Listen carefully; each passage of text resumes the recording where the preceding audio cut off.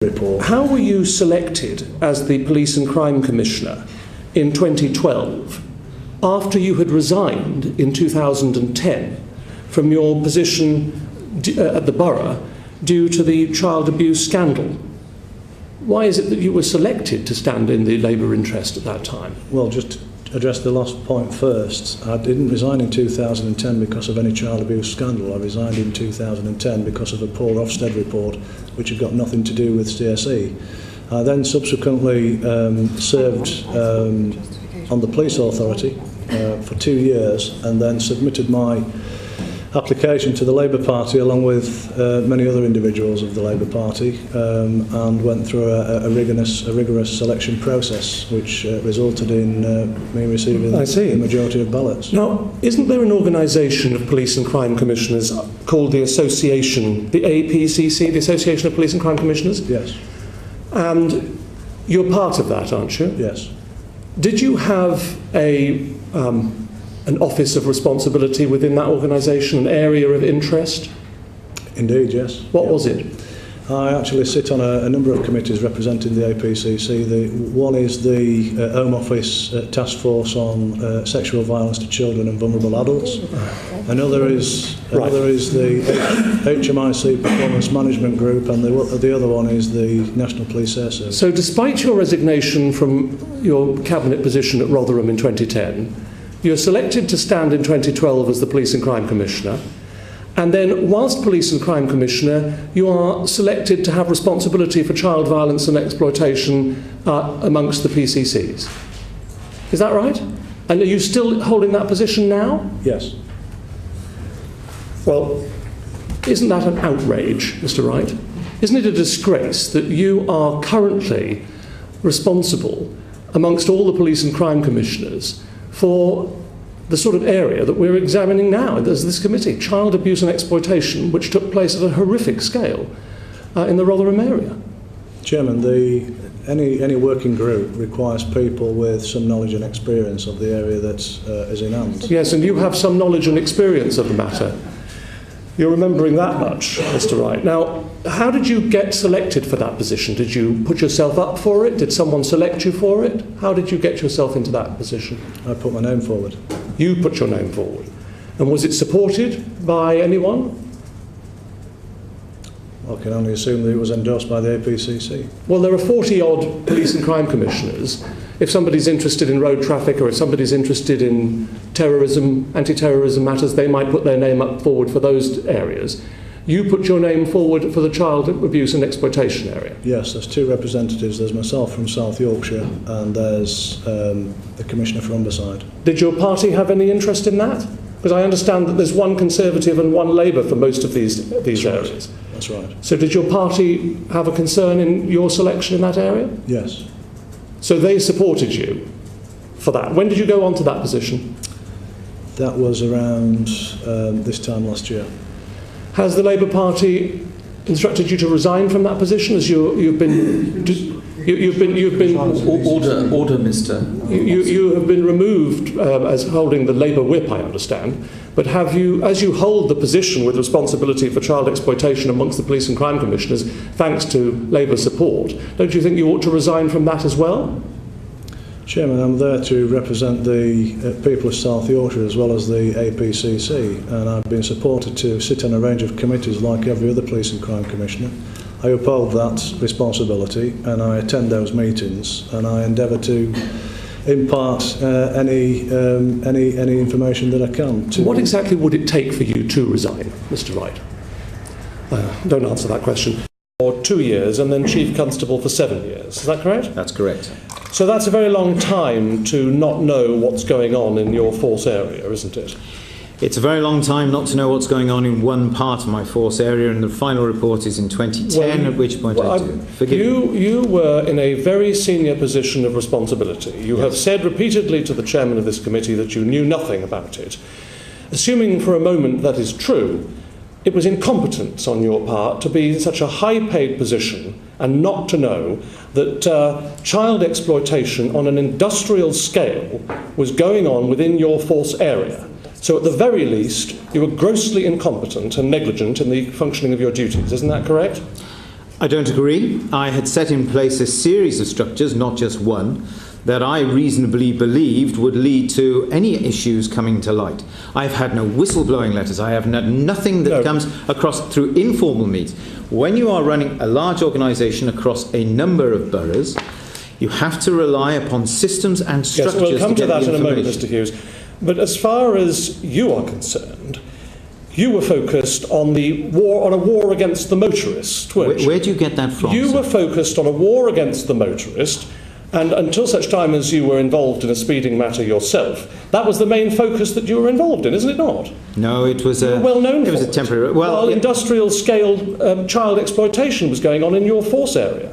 It's an interesting point. It's not borne out by the facts. I have not taken part in a war on the motorist. I was the head of ACPO Roads Policing. I actually instituted, and I'm proud of it, a doubling of the number of people breath tested. While I was there was a significant reduction in the number of people killed and injured on the roads. Right. No, I'm sorry, my character is being impugned, that I would somehow be more interested in road safety matters than in looking after the safety of the citizens of Rotherham. It is not the case. Mr. I deeply regret the oversight, but it is wrong to impute it because it is some kind of media-driven So, Mr. Hughes, statement. Sorry, I apologise. Mr. Ellis. This is not this is a question. I don't think you're treating these proceedings with the proper respect they deserve, Mr. Hughes.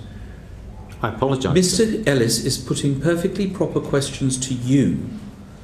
It is not media-driven that he asks these questions. These are appropriate questions as part of a parliamentary inquiry, and you're not doing yourself any favours in the way in which you were responding to Mr. Ellis's questions. Thank you, Chairman. I shall Mr. Hughes, thank you, Mr. Chairman. Mr. Hughes, let's talk. You're keen to talk about the structure of your force. There was an assistant chief constable under you, more than one. Yes. I presume one of your assistant chief constables would have been responsible for dealing with children and young people. One of your assistant chief constables. Yes. That would be the normal structure. The responsibility would probably be split between the two in the sense that many of the initial contacts would be part of the day-to-day uniformed operations within Rotherham, but the specialist crime would come under another. So the specialist crime of child exploitation would have had the overall supervision of one of your assistant chief constables. Yes. And that assistant chief constable should report to you with a summary of his duties. You are his line manager. Yes. So, would there be email or correspondence of any sort between your assistant chief constable, then responsible for child protection and safety in your force area, that would allude to these matters?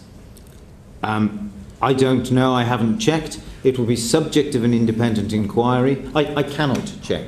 Well, but you would have received them. You would have received certainly. reports from your assistant chief constable, your member of staff, and he or she would have reported to you on child exploitation, because presumably they would have accepted there was some child exploitation going on in your force area, so you must have received reports on this matter.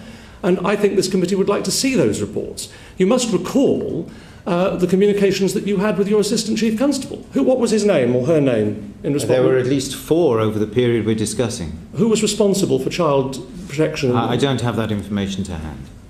Did you? You can't remember the names of your assistant I chief have constables? a number of assistant chief constables over an extended period. Which one had which responsibilities at times, I can't tell you right now. I have made no inquiries. Just remind Mr. us, Hughes. who is the chair of the police authority while you were chief constable? Would you remember that? Would you remember the name of the police, the chair of the police authority, Mr. Hughes? There were 3 or 4 chairs. Right. Give me during one this of the period. names. Can you remember any of the names? At this moment, I am, as you can tell, under a degree of tension. I prefer to supply you with the names. Well, you don't remember any of the names? Not one name of someone who chaired the police authority, who you must have met on a regular basis? I did, and Can you give me one of the I'm names? struggling. No, sir, I can't. Not right now. None of the names you can remember? No, sir. Nicola Bly, thank you. Michael Ellis is the final question. Thank you, Mr. Chairman. Mr. Kimber, is it a rotten borough council that you've been presiding over? That 1, blames victims, 2, blocks complaints of horrific child sexual abuse and exploitation over a prolonged period of time, and 3, seeks an injunction against the Times newspaper who, quite frankly, with Andrew Norfolk, have done more to expose this incident than are a lot of very highly paid public servants who are a disgrace to the public service. Now, Order. how much... Have no noise from the gallery. How much, Mr. Kimber, did you waste of taxpayers' money on the legal action against the Times newspaper, seeking to block them from doing the public service that they did? How much? How much do those lawyers cost? To try to deal with your questions, the latest one first, I don't know, sir, but I can let you have the answer in Roughly. writing. Over 100,000? Over 200,000? It would be nowhere near that. Let us have a note. Perhaps you'll let us have a note. I will, sir. In the context of me working with a Rotten Borough, I do not recognise... Rotten Borough Council. Rotten Borough Council, I do not recognise what you say in the context that I personally would never allow a position where victims were blamed.